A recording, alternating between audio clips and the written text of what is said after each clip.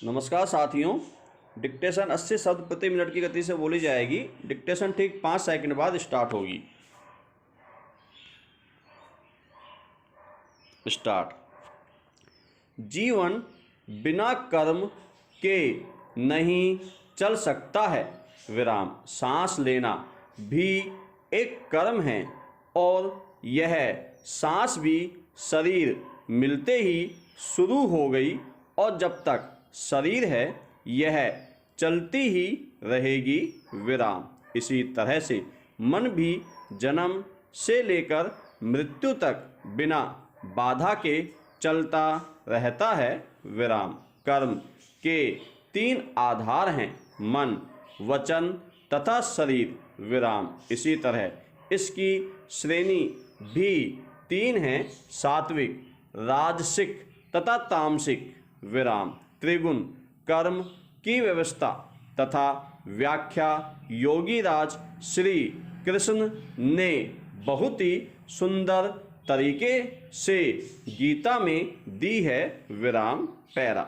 जिन कार्यों का विधान शास्त्र के अनुसार नियमबद्ध हो, जिस प्रकार से वेद, वेदांग, दर्शन, उपनिषदों में कर्मों की आज्ञा दी गई है, उसी के अनुसार जीवन में कर्म करने चाहिए, क्योंकि ऐसे कर्म मानवता, प्रकृति तथा आध्यात्मिक ज्ञान बढ़ाने वाले होते हैं। विराम। जिस कर्म में आसक्ति न हो, यानी कर्म तथा उसका भोग तो किया जाए लेकिन आसक्त होकर नहीं। विराम। जो कर्म फल की इच्छा न रखते हुए और राग द्वेष से पृथक होकर किया गया हो, ऐसे कर्म सात्विक कर्म की श्रेणी में आते हैं। विराम। परमात्मा द्वारा बनाई गई यह सृष्टि अत्यंत सूक्ष्म रूप तथा सूक्ष्म भाव से काम करती है और कर्म फल व्यवस्था ही एक ऐसी व्यवस्था है जिसे समझ पाना अत्यंत कठिन कार्य है। विराम। बड़े बड़े योगी ऋषि मुनि इस कर्म फल की व्यवस्था का जब अत्यंत सूक्ष्म तथा गहराई से अनुसंधान करते हैं तो हाथ खड़े कर देते हैं कि केवल परमात्मा के सिवाय इस व्यवस्था की जड़ तक कोई नहीं जा सकता है। विराम। इतने सूक्ष्म कर्म के गणित की व्यवस्था केवल अत्यंत सूक्ष्म परमात्मा ही बना सकता है और जो बना सकता है वही उसको चला भी सकता है। विराम। हालांकि त्रिगुण प्रकृति के गुण हैं, लेकिन परमात्मा ने प्रकृति के इन गुणों को बहुत ही सुंदर ढंग से मनुष्य के जीवन में स्थान दिया है। विराम। पैरा।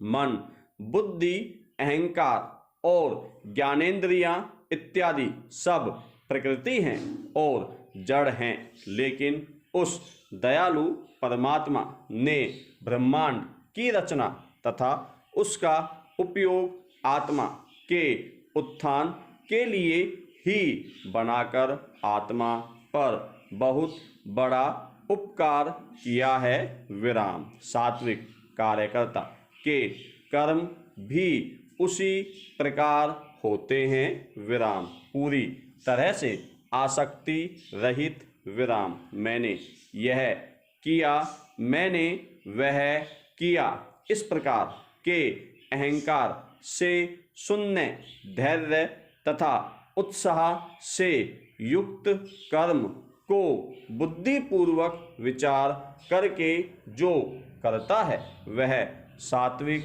कार्यकर्ता कहलाता है। विराम।